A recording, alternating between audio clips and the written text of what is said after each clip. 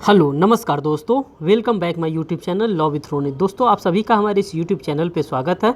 दोस्तों एक नए अपडेट के साथ आ रहे हैं, जो कि इसमें मैं आपसे बात करने वाला हूं how to write answer in main examination. दोस्तों उसी फॉर्मेट पे हम आंसर लिखेंगे जैसे हमारे मेन एग्जामिनेशन में कॉपी आता है, उसी फॉर्मेट पे उसी के अकॉर्डिंग मैं आज यहाँ पे आंसर फ्रेम करके लाया हूँ। दोस्तों ये मैं आपको दिखाऊँगा कैसे आप अपने आंसर को फ्रेम करेंगे। दोस्तों ये जो मैं आज वीडियो लेकर के आ रहा हूँ ये इंडियन एविडेंस एक्ट से रिलेटेड वीडियो होगा, और इसमें जो भी मैं आंसर डील करूंगा साथियों वो सभी के सभी हिंदी लैंग्वेज में आंसर होगा, और हिंदी लैंग्वेज के आंसर को हम यहाँ पे डील करने वाले हैं। साथियों जब बात होती है मेंस एग्जामिनेशन में आंसर लिखने के लिए, तो कभी कभी हमारे हाथ पैर कांपने लगते हैं कि यार मैं लिखूं तो लिखूं कैसे। सारी मटेरियल हमको पता है, हमको सारा चीज़ पता है कि हाँ क्या मैं लिख सकता हूँ, किस तरह से मैं लिख सकता हूँ, लेकिन लिखने में जब लिखने बैठते हैं तो हमसे लिखा नहीं जाता है। दोस्तों इसी हेजिटेशन को कम करने के लिए मैं यहाँ पे आप लोगों के लिए आंसर फ्रेम करके लाता हूँ, और आप लोग इसी प्रकार से एज यूजुअल बैठ के कि आप अपना आंसर फ्रेम कर सकते हैं। एज अ स्टूडेंट आपको आंसर फ्रेम करना है, as a teacher as a professor आपको अपने आंसर को नहीं फ्रेम करना है। आपके पास एक लिमिटेड टाइम रहेगा 3 घंटे का, उसी लिमिटेड टाइम के अंडर में आपको अपने आंसर को फ्रेम करना होता है। दोस्तों कभी कभी 5 क्वेश्चन आपके पास लिखने के लिए आता है, कभी कभी 6 क्वेश्चन आपके पास लिखने के लिए आता है, तो उसी के अकॉर्डिंग आपको अपना टाइम मैनेजमेंट करते हुए सभी आंसर को फ्रेम करना है। साथियों जब आपके पास प्रीवियस ईयर पेपर आता है तो आप प्रीवियस ईयर पेपर को आप ऑब्जर्व करेंगे, और ऑब्जर्व करने के बाद आप देखेंगे कि हर एक क्वेश्चन के आगे नंबर असाइन करके रखा रहता है कि हाँ इतने ही मार्क्स का ये क्वेश्चन है और इतने ही मार्क्स का क्वेश्चन आपको अटेंड करना है। जैसे एग्जांपल के तौर पे मैं ले लेता हूँ, अगर 5 नंबर का क्वेश्चन है तो हमको 1 पेज से 1.5 पेज के बीच में ही आंसर लिखना होता है, उससे ज़्यादा हमको नहीं लिखना होता है, क्योंकि इससे ज़्यादा अगर हम लिखते हैं तो काफ़ी लोगों का कंसर्न होता है क्या नंबर कट जाएगा। नहीं, नंबर नहीं कटेगा, आपका दूसरा क्वेश्चन छूट जाएगा। और जब दूसरा क्वेश्चन छूट जाएगा तो आप एक ही क्वेश्चन में पूरा अगर जोर लगा देंगे, अगर पूरा टाइम अगर आप दे देंगे तो फिर नेक्स्ट क्वेश्चन में आपके पास टाइम नहीं बचेगा, आपका नेक्स्ट क्वेश्चन छूट जाएगा, और लोगों को लगता है कि यार मैंने ज़्यादा लिखा था फिर भी मेरा नंबर लग रहा है काट लिया गया। ऐसा कुछ नहीं होता, आपको एक एप्रोप्रिएट टाइम दिया जाता है, और उसी एप्रोप्रिएट टाइम में साथियों आपको अपने आंसर को कंप्लीट करना होता है। दोस्तों ये होता है फॉर्मेट, इसी फॉर्मेट की कॉपी हमको एग्जामिनेशन में दी जाती है, और इसी फॉर्मेट में हमको अपने आंसर को ड्राफ्ट करना होता है। दोस्तों आप A4 साइज पेपर लीजिए जिसपे हम लोग फोटोकॉपी जीरोक्स वगैरह करवाते हैं, उस पेपर को आप लीजिए, ऊपर 2 अंगुल आप मार्जिन कर दीजिए, साइड में 2 अंगुल आप मार्जिन कर दीजिए, इधर भी 2 अंगुल आप मार्जिन कर लीजिए। बीच में जो भी स्पेस बच रहा है इसी स्पेस में आपको अपने आंसर को फ्रेम करना होता है। अगर आप सामने वाले पेज में अगर आप छोटा छोटा लिखते हैं, सटा सटा करके लिखते हैं, अगर एक पेज आप लिख देते हैं तो आपका आंसर कंप्लीट माना जाता है। अगर 5 नंबर का क्वेश्चन आ रहा है, अगर थोड़ा थोड़ा आप दूर लिखते हैं तो 1.5 में मीन्स कि 1.5 पेज में आप क्या कर सकते हैं, अपने एक आंसर को कंप्लीट कर सकते हैं। उससे ज़्यादा आपको अगर 5 नंबर का आ रहा है तो उससे आपसे ज़्यादा बढ़ने की आवश्यकता नहीं है। अगर फुल लेंथ क्वेश्चन आ रहा है, जो 20 नंबर का क्वेश्चन आ रहा है, चाहे 10 नंबर का क्वेश्चन आ रहा है, तो उसके अकॉर्डिंग आपको अपने आंसर को फ्रेम करना है। तो दोस्तों आप लोगों ने फॉर्मेट को भी देख लिया, और फॉर्मेट के बाद से आपने ये भी ऑब्जर्व कर लिया। अब साथियों यहाँ पे हम दिखाते हैं आपको क्वेश्चन की कौन सा क्वेश्चन आज हम आप लोगों के लिए फ्रेम करके लाए हैं। देखिए दोस्तों ये जो भी क्वेश्चन होगा ये इंडियन एविडेंस एक्ट से रिलेटेड होगा। कल मैंने CRPC का पार्ट नंबर 4 करवाया था, जो कि मैंने उसमें अरेस्ट से रिलेटेड प्रोविज़न को बताया था कि क्या प्राइवेट व्यक्ति के द्वारा भी अरेस्ट किया जा सकता है, क्या मजिस्ट्रेट साहब के द्वारा भी अरेस्ट किया जाता है। तो इन सभी से रिलेटेड मैंने ऑलरेडी अपना एक वीडियो फ्रेम कर दिया है, जो कि इंग्लिश लैंग्वेज में वो वीडियो है। आप चाहें तो उस वीडियो को भी ऑब्जर्व कर सकते हैं। साथ साथ मैंने IPC के भी काफ़ी वीडियो को मैंने क्रिएट कर दिया है, जो कि हमारे इसी यूट्यूब चैनल पे है, आप उसको भी चाहें तो वॉच कर सकते हैं। दोस्तों यहाँ पे क्वेश्चन देखिए, क्वेश्चन कह रहा है साक्ष्य शब्द की व्याख्या कीजिए। जो साक्ष्य शब्द है, जो एविडेंस वर्ड है, इसकी व्याख्या के बारे में बात कर रहा है। भारतीय साक्ष्य अधिनियम के अंतर्गत विभिन्न प्रकार के मान्य साक्ष्यों को समझाइए। अब जो डिफरेंट टाइप्स के जो हमारे पास एविडेंसेस होते हैं, उन सभी डिफरेंट टाइप्स के एविडेंसेस को हमको क्या करना है, एलेबरेट करना है, और इसी आंसर को वहाँ पे इस प्रकार से बताना है कि कौन कौन सा हमारा एविडेंस होता है जो कि हमारे कोर्ट ऑफ लॉ में एडमिसेबल होता है, किस किस एविडेंसेस को हम कोर्ट ऑफ लॉ में दे सकते हैं। देखिए यहाँ पे इंग्लिश में मैंने क्वेश्चन को लिखा डिस्कस द टर्म एविडेंस। दोस्तों मेरा मानना है जो क्वेश्चन पूछे बस उतना ही हमको आंसर देना, हमें आगे बढ़ा करके कुछ नहीं देना, हमें एक शब्द भी अधिक नहीं लिखना है। जितना क्वेश्चन पूछ रहा है उतना ही हमें अपने मेन एग्जामिनेशन में लिखना है, क्योंकि हम किसी चीज़ को ज़्यादा हम लिखने लगेंगे तो जो हमारा दूसरा वाला क्वेश्चन होगा वो अपने आप छूटने लगेगा। और जब हम लास्ट में आते हैं, जब हम प्रेशर में आ जाते हैं, जब हम अपने आंसर को फ्रेम करने लगते हैं प्रेशर में, तो क्या होता है, हमारी राइटिंग इतनी गंदी हो जाती है, इतनी गंदी हो जाती है कि हमको खुद भी पढ़ने में नहीं समझ में आता है। एग्जामिनर क्या पढ़ेगा? जब हमको खुद ही पढ़ के वो गंदा लगता है, भद्दा लगता है, तो एग्जामिनर तो वैसे ही आपका नंबर काट देगा। इसीलिए जो क्वेश्चन कर रहा है, जितना कहेगा उतना ही हम करेंगे, जो कहेगा वही करेंगे। दोनों बात है, जितना कह रहा है उतना ही करेंगे, जो कहेगा वही कहेंगे, उसके अलावा हमको कुछ नहीं करना है जब हम अपने मेंस के आंसर को फ्रेम करते हैं। तो देखिए दोस्तों, यहाँ पे मैंने आंसर कैसे फ्रेम किया। वह आंसर फ्रेम करने का आप तरीका देखिए। जैसे मैंने लिखा है, अंग्रेजी भाषा का एविडेंस शब्द लैटिन के एविडेरा से निकाला गया, जिसका तात्पर्य होता है स्पष्ट पता लगाना या निश्चित करना या साबित करना, इसका मतलब होता है। मीन्स कि अगर इससे हम बात करते हैं तो किसी भी चीज़ को हमको प्रूफ करना होता है तो हम सिंपली कहते हैं कि जाइए भाई साहब, आप क्या लाइए, एविडेंस लाइए, उसके लिए सबूत लाइए। अगर आप सबूत लाते हैं, अगर आप सबूत को क्या करते हैं, पेश कर देते हैं कोर्ट ऑफ लॉ में। अगर कोर्ट ऑफ लॉ को लगता है कि नहीं, जो आप सबूत दे रहे हैं, ये मीन्स कि जो आप एविडेंस दे रहे हैं वो एप्रोप्रिएट एविडेंस है, वो सही एविडेंस है, तो क्या किया जा सकता है, उसको प्रूफ किया जा सकता है। उसी के बारे में ये बात कर रहा है। अब हम देखिए, प्रमुख विधिशास्त्रियों ने साक्ष्य शब्द को निम्नलिखित रूप में परिभाषित किया। कैसे परिभाषित किया है, अब यहाँ पे आप आगे देखिए, आगे आंसर को मैंने कैसे फ्रेम किया। अब आगे जो प्रमुख विधिशास्त्रियों की बात कर रहे हैं, तो इसमें जो प्रमुख विधिशास्त्री को मैंने लिया, यहाँ पे मैंने बेंथम साहब को कोट किया। अब बेंथम साहब क्या करते हैं, ऐसा तथ्य जिससे मस्तिष्क के सामने उपस्थित होने पर किसी दूसरे तथ्य के अस्तित्व या अनस्तित्व का पता लगे, इसको साक्ष्य कहते हैं। ये बात मैं नहीं कर रहा हूँ, ये बात बेंथम साहब कर रहे हैं, जो कि एक बहुत ही बड़े जूरिस्ट हैं।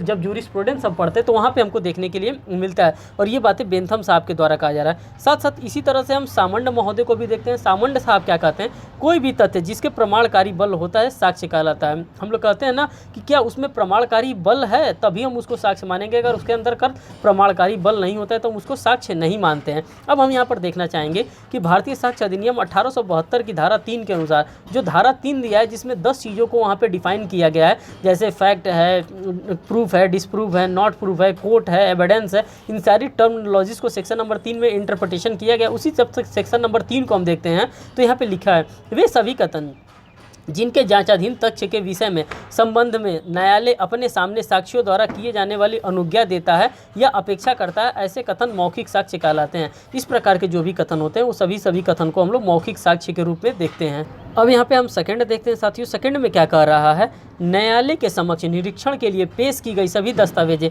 ऐसे दस्तावेजें जिसमें इलेक्ट्रॉनिक अभिलेख शामिल है, दस्तावेजिक साक्ष्य कहलाते हैं। ये सारे टर्मिनोलॉजी आपके द्वारा कहीं ना कहीं पढ़ा गया होगा, वही सारी चीज़ों को, सारी बातों को यहाँ पे मैं इनकॉर्पोरेट करके अपने आंसर में लेकर के आया हूँ, और वही सारी बातों को मैंने यहाँ पे लिखा है। अब साक्ष्य के प्रकार के बारे में हम बात करते हैं, तो साक्ष्य कितने प्रकार के होते हैं। कभी कभी हम देखने के लिए मिल जाता है कि रैंडमली क्वेश्चन पूछ देता है कि साक्ष्य के प्रकार के बारे में बताइए, कि साक्ष्य कितने प्रकार के होते हैं, कौन कौन से साक्ष्य जो होते हैं जो कि कोर्ट ऑफ लॉ में मान्य होते हैं। जैसे देखिए, साक्ष्य मुख्यतः निम्नलिखित प्रकार के होते हैं। अब साक्ष्य का कोई स्पेसिफिक प्रकार तो दिया नहीं है कि हाँ साक्ष्य 5 प्रकार के होते हैं, 4 प्रकार के होते हैं। अब जो भी हमारे पास प्रकार हैं उन सभी प्रकार को हम यहाँ पे डिस्कस करेंगे इसके माध्यम से। देखिए, जो मैंने पहला साक्ष्य लिया है वो प्रत्यक्ष साक्ष्य को लिया है। प्रत्यक्ष साक्ष्य का मतलब होता है जो डायरेक्ट एविडेंस होता है, उसी डायरेक्ट एविडेंस के बारे में हम बात करने वाले हैं। प्रत्यक्ष साक्ष्य वह होता है जिसकी अनुभूति साक्षी ने स्वयं अपनी इंद्रियों द्वारा की होती है, किसी मामले से संबंधित घटना को आंख से घटित हुए देखता है।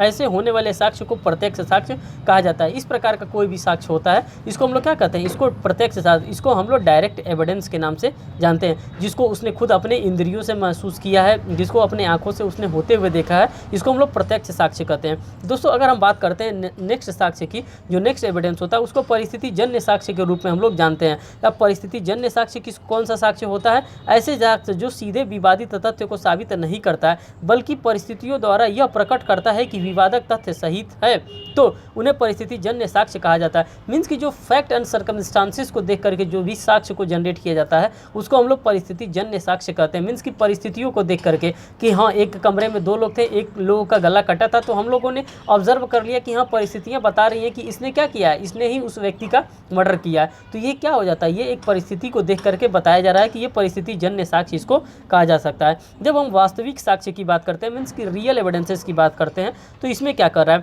वास्तविक साक्ष्य वह साक्ष्य होता है जो न्यायालय को प्रत्यक्ष रूप से संबोधित किया जाए।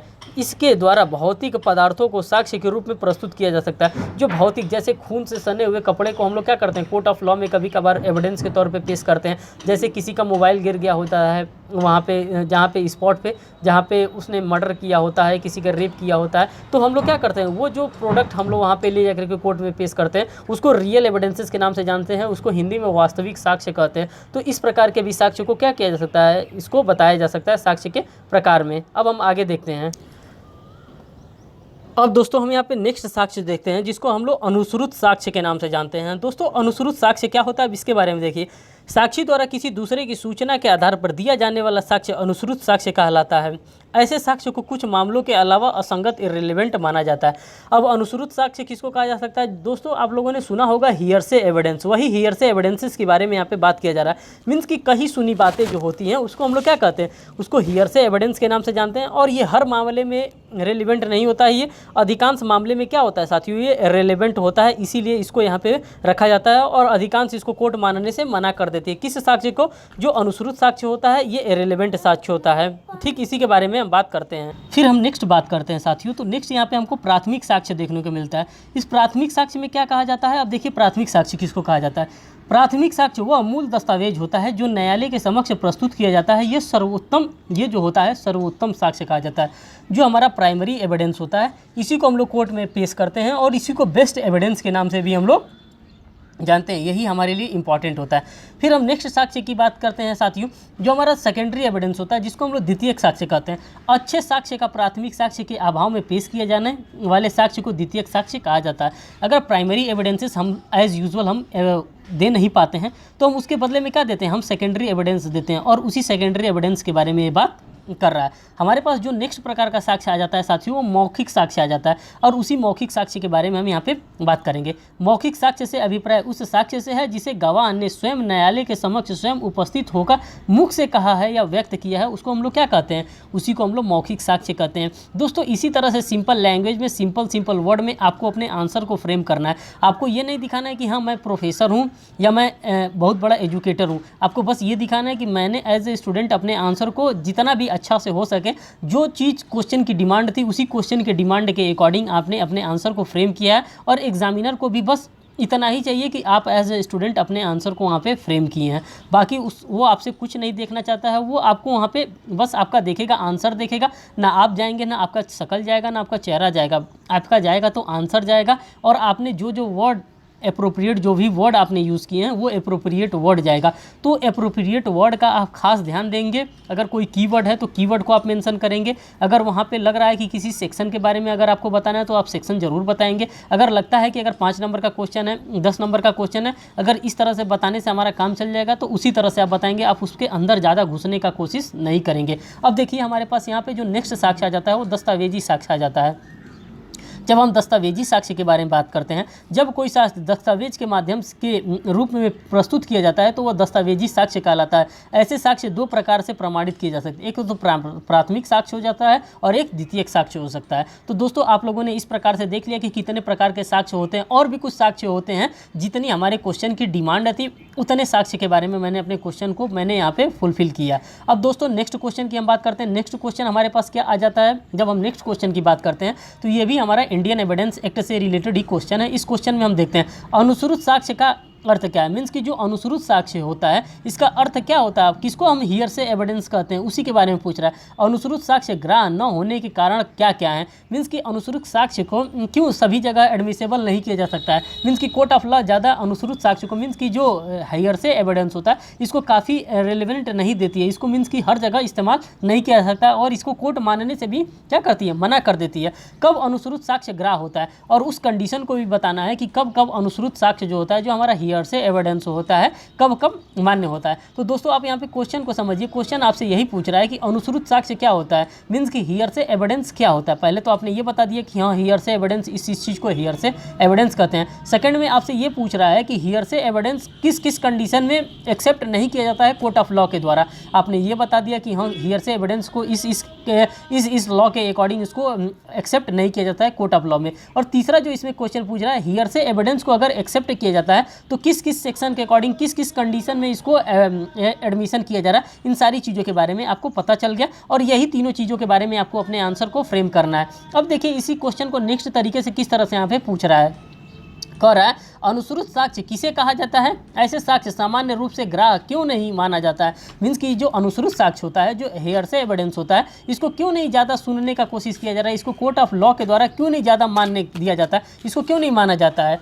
इस नियम का कोई अगर अपवाद है तो उस नियम के अपवाद के बारे में हमको क्या करना है, यहाँ पे डिफाइन करना है। तो दोस्तों उसी को ध्यान में रखते हुए उसी तरह से मैंने आंसर यहाँ पे फ्रेम किया है। अब देखिए आंसर क्या कर रहा है, अनुश्रुत साक्ष्य के बारे में मैं बता रहा हूँ। अनुश्रुत साक्ष्य जिसको हियरसे एविडेंस कहा जाता है, अनुश्रुत शब्द की परिभाषा साक्ष्य अधिनियम में नहीं दी गई है, तो इसके बारे में कहीं भी परिभाषा इसको नहीं दिया गया, कहीं भी इसको परिभाषित नहीं किया गया। किसको नहीं परिभाषित किया गया है, तो अनुश्रुत साक्ष्य को, जो हियरसे एविडेंस है, इसको कहीं भी इंडियन एविडेंस एक्ट में, चाहे इंडियन पिनल कोड में, चाहे किसी भी लॉ में हियरसे एविडेंस को परिभाषित नहीं किया गया है। अब आगे देखिए, आगे इसमें क्या कह रहा है, यह साक्ष्य, यह वह साक्ष्य होता है जो साक्षी स्वयं की जानकारी का न होकर किसी अन्य व्यक्ति से प्राप्त किया जाता हो। तो सिंपल लैंग्वेज में लिखिए, जिस तरह से मैंने सिंपल लैंग्वेज में लिखा है कि भाई अनुश्रुत साक्ष्य क्या होता है, मेरी जानकारी का साक्ष्य नहीं होता, मैं किसी दूसरे से क्या किया होता हूँ, हर्ड किया रहता हूँ, मैं किसी दूसरे व्यक्ति के द्वारा वो साक्ष्य सुना रहता हूँ, उसी को हम लोग क्या कहते हैं, उसी को अनुश्रुत साक्ष्य कहते हैं। यह न्यायालय के बाहर किसी ऐसे व्यक्ति द्वारा किया गया होता है जो वाद का पक्षकार ही नहीं होता है। साफ साफ ये भी आप बता दिए बात कि भाई अनुश्रुत साक्ष्य उसके द्वारा प्रस्तुत किया जाता है, उस व्यक्ति के द्वारा दिया जाता है जो कि कोर्ट का पक्षकार ही नहीं होता है, उस केस का पक्षकार ही नहीं होता है। जो दूसरे लोग होते हैं वो अनुश्रुत साक्ष्य देते हैं। अब ये जो बात मैं कर रहा हूँ, ये किसके सपोर्ट में कर रहा हूँ, ये बात किसके द्वारा बताई गई है, तो ये बात जो बताने की कोशिश की गई है ये बेस्ट महोदय के द्वारा बताई गई है। बेस्ट के अनुसार अब क्या कहते हैं, ये भी एक जूरिस्ट हैं, बेस्ट साहब, इनके द्वारा क्या बातें बताई गई हैं। ये कह रहे हैं अनुश्रुत साक्ष्य वह साक्ष्य है जो जिसकी रिपोर्ट मात्र गवाह ही देता है। मीन्स कि जो इसका रिपोर्ट जो होता है वो सिर्फ गवाह देता है, उसको यह नहीं देखना होता है कि अपनी शारीरिक अनुभूति से जान पाता है, किंतु वह किसी तीसरे व्यक्ति से उस तथ्य को जान पाता है। मीन्स कि जिसको ये तथ्य देता है, जो ये सबूत दे देता है, जो अनुश्रुत साक्ष्य देता है, वो खुद भी अपने आंखों से ये चीज़ों को देखा नहीं है, ना अपने कानों से सुना है, वो किसी दूसरे के कानों की मीन्स कि दूसरे से सुना होता है और दूसरे की आंखों से वो देखता है और वो आकर के बता देता है कि हाँ उनके द्वारा ये बातें, ये ऐसे तरह से ये फैक्ट पूरे बताई जा रही हैं। इसी साक्ष्य को हम क्या कहते हैं, इसी साक्ष्य को हम लोग अनुश्रुत साक्ष्य कहते हैं। अब देखिए यहाँ पे क्या लिख रहा है, अनुश्रुत साक्ष्य वह है जिसे साक्षी दूसरे की सूचना से देता है जिसने खुद तथ्य को घटित होते न देखा है या न जानता हो, बल्कि दूसरे के द्वारा जाना या समझा गया होता है। इसी को साथियों हम अनुश्रुत साक्ष्य के नाम से जानते हैं। यह निम्नलिखित बातों को सम्मिलित करता है। जो अनुश्रुत साक्ष्य होता है ये निम्नलिखित बातों को यहाँ पे दिखाता है। कौन कौन सी चीज़ों को दिखाता है, मौखिक या लिखित उन व्यक्तियों द्वारा दिए गए कथन जो न तो पक्षकार हैं और न ही गवाह में बुलाए जा सकते हैं। जो अनुश्रुत साक्ष्य देता है न तो वो पक्षकार होते हैं न ही उनको गवाह में बुलाया जा सकता है, वो अनुश्रुत साक्ष्य क्या कहते हैं, वो देते हैं। सेकंड बात है जो कह रहा है, ऐसे कथन जो किसी पुस्तक या दस्तावेज में हो जिसके प्रमाण को अन्य आधारों पर ग्राह्य नहीं किया जा सकता है, इस प्रकार के साक्ष्य होते हैं। ऐसे साक्ष्य को हम लोग क्या कहते हैं, ऐसे साक्ष्य को हम लोग हियरसे एविडेंस कहते हैं, अनुश्रुत साक्ष्य कहते हैं। तो आपने जो क्वेश्चन पूछ रहा था, जो क्वेश्चन की डिज़ायर थी, आपने क्वेश्चन के अकॉर्डिंग सारी बातें लिख दी हैं। अब यहाँ पर देखिए आपने क्या लिखा, अनुश्रुत साक्ष्य की अग्राह्यता के आधार। अब इसको अग्राह्य करने के कौन कौन से आधार है, इसको न कोर्ट में लेने के लिए मीन्स कि कौन कौन से ग्राउंड बता रहे हैं कि कोर्ट किस किस आधार पे मना कर सकती है कि हम इस साक्ष्य को नहीं लेंगे। तो इसके ना लेने का क्या कारण है, पहला इसमें सत्यता का अंश कम रहने के कारण इसको संभाव्य नहीं माना जाता, मीन्स कि कोर्ट ऑफ लॉ के द्वारा इसको एडमिसेबल नहीं किया जा रहा। सेकंड बातें बता रही है, इसकी प्रति परीक्षा नहीं कराई जा सकती, इसीलिए इस साक्ष्य को नहीं लिया जाता है कोर्ट ऑफ लॉ के द्वारा।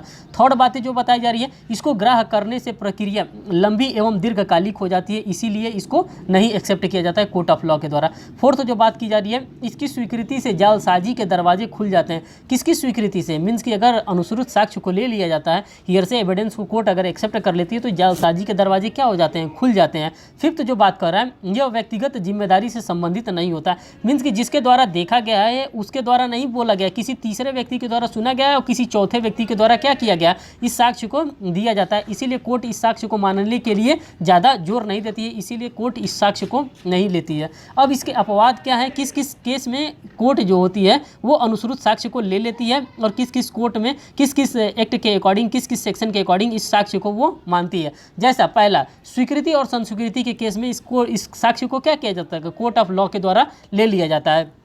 जब हम बात करते हैं धारा 17 से लेकर के 23 के बीच में, अगर इस प्रावधानों के अंतर्गत आते हैं, यदि किसी व्यक्ति ने स्वीकृत की है या संस्वीकृति की है तो जिससे स्वीकृति या संस्वीकृति की गई है वह न्यायालय में आकर बता सकता है कि उसने क्या कहा गया था। तो इस प्रकार में धारा 17 से लेकर के 23 के बीच में अगर अनुश्रुत साक्ष्य दिया जा सकता है तो यहाँ पे कोर्ट क्या कर सकती है, उस अनुश्रुत साक्ष्य को ले सकती है और ग्रहण भी कर सकती है। यहाँ पे एज एविडेंस वहाँ पे उसको ले सकती है। अब किस मामले में ले सकती है? तो धारा 32 के अंतर्गत सुसंगत कथन के मामले में क्या कर सकती है? अनुश्रुत साक्ष्य को ले सकती है। कौन ले सकती है? कोर्ट ऑफ लॉ ले सकती है। यदि किसी ने मृत्युकाली का कथन किया है या कारोबार के सिलसिले में कथन किया हो या हित के विरुद्ध कथन किया हो या सार्वजनिक अधिकार या रूढ़ि के बारे में राय दिया हो या वंशावली के बारे में कथन किया हो, कथन करने वाला मृत्यु के बाद उपलब्ध नहीं होता है, उपलब्ध नहीं होने पर उसके कथन को जो व्यक्ति साबित कर सकता है जिसने सुना था, जो बात जिसके द्वारा कहा गया था वो इस दुनिया में अब नहीं है, जिसने उस बात को सुना था, अगर वो व्यक्ति उस बात को साबित कर देता है तो इस कोर्ट को क्या करता है, कोर्ट क्या करता है, ये बात को कोर्ट ऑफ लॉ जो होता है वो एक्सेप्टेंस कर लेता है और इसी को कहा जाता है, ये अपवाद है सेक्शन नंबर 32, क्योंकि अनुश्रुत साक्ष्य को ग्राह्य कर लेता है।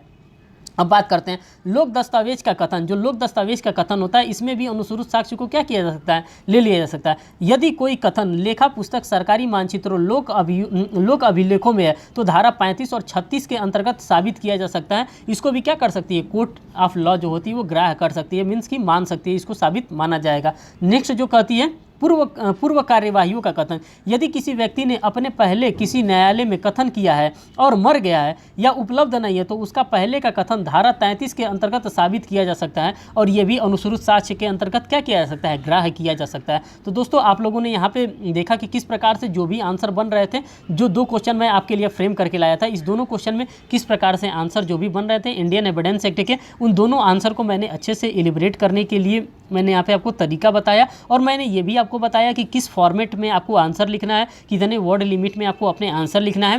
आप साथ पहले आपको नंबर देख लेना है कि कितने नंबर का ये क्वेश्चन है, उसी के अकॉर्डिंग आपको अपने आंसर को भी लिखना है। और क्वेश्चन का आंसर हम कैसे देंगे, एज ए स्टूडेंट हम बन करके देंगे, मीन्स कि जो कहेगा क्वेश्चन उतने ही बातों का सीधा और सटीक जवाब देंगे। हम क्वेश्चन के उलट पलट करके कान नहीं पकड़ेंगे। क्वेश्चन जो कह रहा है, अगर सीधे तरीके से क्वेश्चन कर रहा है तो सीधे तरीके से हम कान उसका क्वेश्चन का पकड़ेंगे और आसानी से उसके लिए हम आंसर फ्रेम कर देंगे। दोस्तों अगर आप हमारे चैनल पर नए हैं तो चैनल को ज़रूर सब्सक्राइब करिएगा। अगर आपको ये वीडियो अच्छा लगता है, आपके लिए हेल्पफुल होता है तो आप हमारे कमेंट सेक्शन में जाइएगा और कमेंट करके दोस्तों बताइएगा आपके लिए किस प्रकार से हेल्पफुल हो रहा है। इससे रिलेटेड और भी मैं वीडियो आप लोगों के लिए बहुत ही जल्द लेकर के आ रहा हूँ। धन्यवाद दोस्तों।